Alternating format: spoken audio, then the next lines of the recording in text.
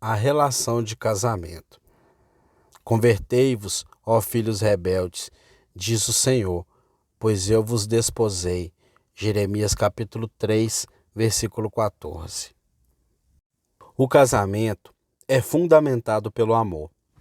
Onde a afeição mútua não existe, isso não é digno do nome de casamento. A dor e a angústia de tal relação seria uma carga pesada para qualquer coração suportar. Mas onde há verdadeiro e genuíno amor, este é o modo mais doce e mais feliz de vida. É uma das bênçãos do paraíso, que foi preservada para nós após a queda. Sem amor, a vida conjugal deve ser como experimentar algumas das próprias dores do inferno na terra. No contrato solene que trouxe nossas almas esta noite a Deus, o casamento é sustentado, fundamentado, fortalecido e feito agradável pelo amor mútuo. Eu preciso falar com você do amor de Deus? É um tema que dificilmente sou competente para falar.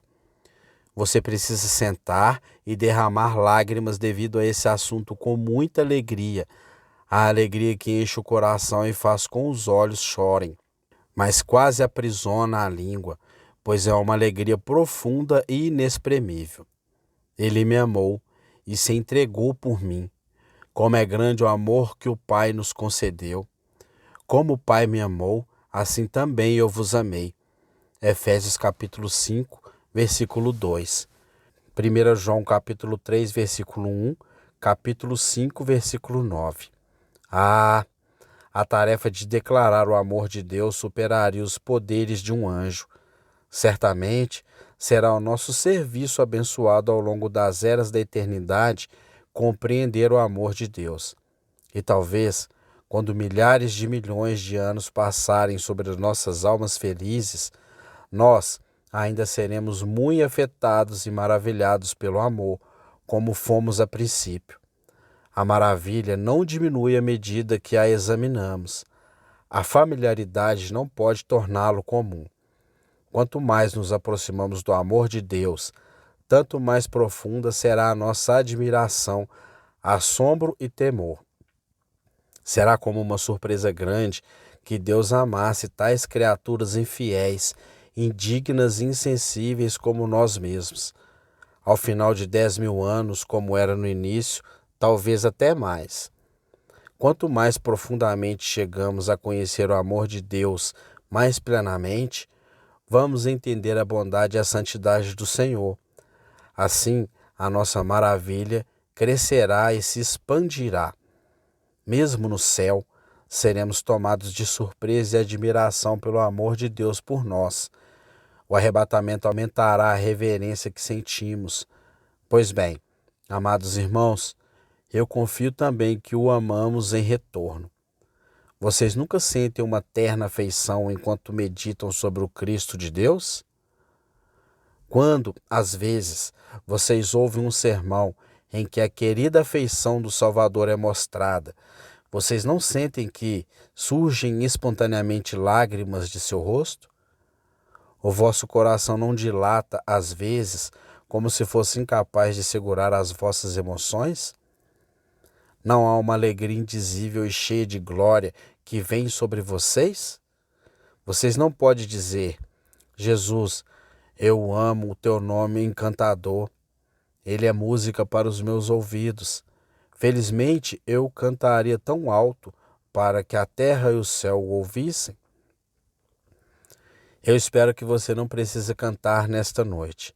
Esta é uma questão que eu desejo saber. Mas eu confio que no silêncio solene de suas almas vocês possam dizer, tu sabes que te amo. Tristes pelo fato da pergunta ter sido feita, mas ainda assim prontos para responder com Pedro. Senhor, tu sabes tudo, tu sabes que te amo. Ora, é impossível para você amar a Deus sem a forte evidência conclusiva de que Deus lhe ama. Certa vez conheci uma boa mulher que estava sujeita a muitas dúvidas, e quando examinei a fundo sua dúvida era esta. Ela sabia que amava a Cristo, mas ela tinha medo de que ele não a amava. Eu disse, Esta é uma dúvida que nunca me incomodará, nunca, por qualquer possibilidade, porque eu estou certo disso, que o coração é tão naturalmente corrupto que o amor de Deus nunca poderia chegar ali sem Deus, em primeiro lugar, o haver colocado lá. Você pode descansar bastante certa que se você ama a Deus, isso é um fruto e não uma raiz. É o fruto do amor de Deus por você. E ele não chegou ali pela força de qualquer bondade em você. Você pode concluir com absoluta certeza que Deus ama você se você ama a Deus. Nunca houve qualquer dificuldade da parte de Deus. A dificuldade sempre foi de sua parte e agora que a sua dificuldade se foi, nenhuma restou. Ó, que o nosso coração se alegre e seja preenchido com grande deleite, porque o Salvador nos amou e se entregou por nós. Assim, percebemos a verdade do texto. Eu vos desposei. Casamento requer determinadas relações mútuas. Eu não posso dizer deveres, pois as palavras parecem fora de lugar em ambos os lados. Como posso falar do grande Deus fazendo promessas de fidelidade? E contudo, com reverência, deixe-me dizer isso exatamente dessa forma, pois em qualquer vocabulário mal consigo encontrar palavras para declarar isso. Quando Deus se torna um marido, ele se compromete a realizar o papel de um marido.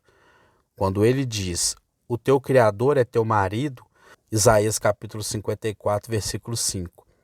Você pode estar certo de que ele não assume o relacionamento sem assumir, bem, devo dizê-lo, todas as responsabilidades que pertencem a um marido.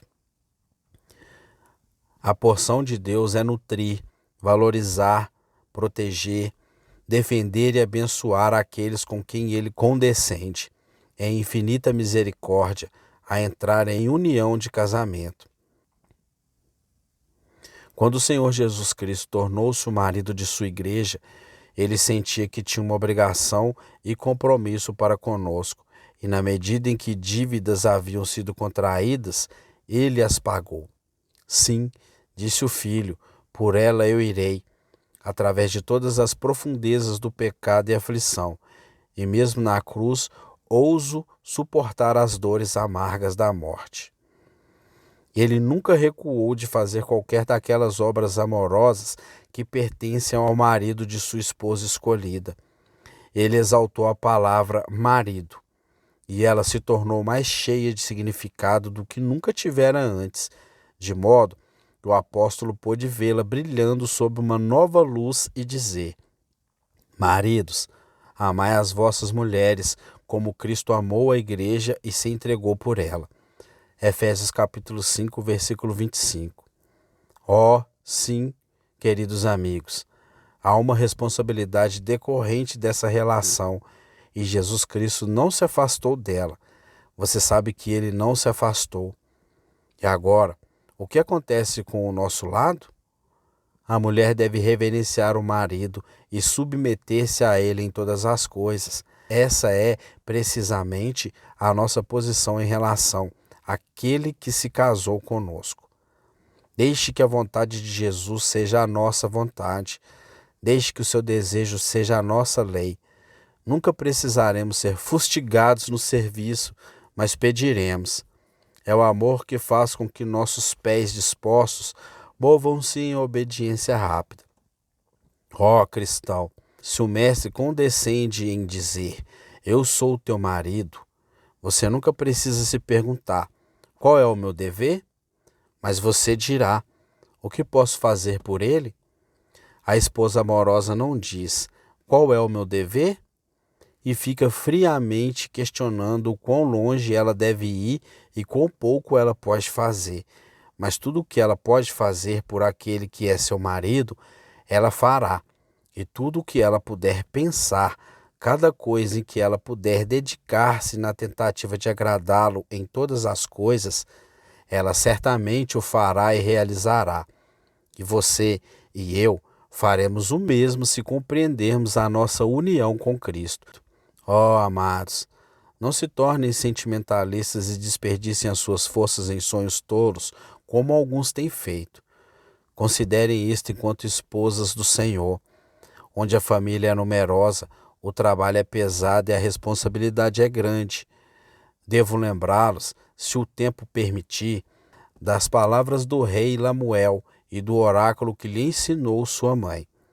Tenham paciência comigo, pelo menos enquanto eu os advirto ao ouvirem a sabedoria de uma mãe para com o seu filho, para que o coração de seu marido possa confiar com segurança em vocês. Tenham cuidado para fornecer alimento para sua família. Coloquem as suas mãos no fuso. Não deixem de ser diligentes e não comam o pão da preguiça. Estendam a mão aos pobres e estendam as duas mãos para os necessitados. Abram a boca com sabedoria e certifiquem-se de que a lei da bondade esteja em sua língua. Não se esqueçam de vocês mesmos em relação a todos os deveres de sua posição. Devem cumprir as suas obrigações para com o seu Senhor. Palavras curtas, mas poderosas. Atos inigualáveis contam como Jesus nos amou. Que possamos esculpir a nossa canção de amor a Ele nos corações de alguns ternos filhinhos que são colocados em nosso caminho e são comprometidos aos nossos cuidados. Que a vida que agora vivemos na carne, pela fé no Filho de Deus, possa tornar-se um poema e uma grata resposta àquele que nos amou e se entregou por nós. Espero que agora entendamos que quando Deus diz, eu vos desposei, isso exige responsabilidades mútuas. Isso também envolve confidências mútuas. Como chamaremos de casamento aquilo em que o marido e a mulher são apenas duas pessoas mantendo a individualidade e como se fosse uma condição escrupulosa de contrato? Isso é totalmente estranho à ideia divina. E em um verdadeiro casamento, o marido e a mulher tornam-se um. Doravante, as suas alegrias e as suas preocupações, suas esperanças e seus labores, suas dores e seus prazeres, levantam-se e misturam-se em fluxo. Irmãos, o Senhor nosso Deus disse que o segredo do Senhor é com aqueles que o temem, e ele lhes mostrará a sua aliança. Salmos capítulo 25, versículo 14. Disse-lhe Judas, não o Iscariotes: Senhor, de onde vem que te hás de manifestar a nós e não ao mundo? João capítulo 14, versículo 22. Havia o segredo, porque existe uma união entre Cristo e seu povo que não há entre Cristo e o mundo. Quão alegremente as palavras soam. Elas são um anel prateado em si mesmas. Já vos não chamarei servos, porque o servo não sabe o que faz o seu senhor, mas tenho-vos chamado amigos, porque tudo quanto ouvi de meu Pai vos tenho feito conhecer. João capítulo 15, versículo 15. Cristo não retém nada de você. Lembre-se de uma outra palavra dele. Se não fosse assim, eu vou-lo teria dito. Oh, que deleite! Ele diz, vou preparar-vos lugar. Ele diz que ele está indo preparar um lugar para eles. E então diz, se não fosse assim, eu vou-lo teria dito. Eu não mantenho segredos em relação a vocês. Vocês são meus próximos, minha carne e meus ossos. Eu saí da casa de meu Pai em glória, para que eu pudesse tornar-me um com vocês, e me manifestei, e não escondi nada de vocês, mas revelei o meu coração e minha alma a vocês. Agora, cristãos, veja, você está na relação de um cônjuge e você deve abrir o seu coração para Cristo. Não vai e conte os segredos de seu coração aos seus próximos e nem para seus amigos, pois, de alguma forma ou de outra, o coração mais simpatizante não pode adentrar em toda a nossa dor. Há uma tristeza da qual o estranho não pode participar, mas nunca houve uma dor na qual Cristo não pudesse simpatizar. Faça do Senhor Jesus um confidente. Conte-lhe tudo. Você é casado com Ele. Desempenhe o papel de uma esposa que não mantém segredos, não esconde aflições nem alegrias. Conte-lhe tudo. Eu estava em uma casa ontem onde havia uma criancinha e foi dito dela: ela é uma criança tão engraçada. Eu perguntei de que maneira e a mãe disse: bem, se ela cai e se machuca na cozinha, ela sempre subirá as escadas chorando e contando a alguém. Então ela desce e diz: eu contei a alguém. E se ela está lá em cima, ela desce e diz a alguém. E quando volta, age da mesma maneira. Eu disse a alguém, e ela não chora mais. Pois bem, eu pensei, devemos dizer a alguém, visto que é da natureza humana buscar ter simpatia. Mas se nós sempre formos a Jesus e lhe dissermos tudo e não o deixarmos, podemos muitas vezes lançar o fardo e ser aliviado com uma grata canção. Façamos assim e vamos com todas as nossas alegrias e todos os nossos problemas até aquele que diz: eu vos desposei. Eu sei o que o diabo dirá. Ora, você não deve dizer ao Senhor o seu problema atual, pois ele é muito pequeno. E além disso, você sabe que agiu errado e que é o responsável por trazer este problema sobre si mesmo. Bem, mas você contar e dizer ao seu marido, não é? E você não contará ao seu senhor?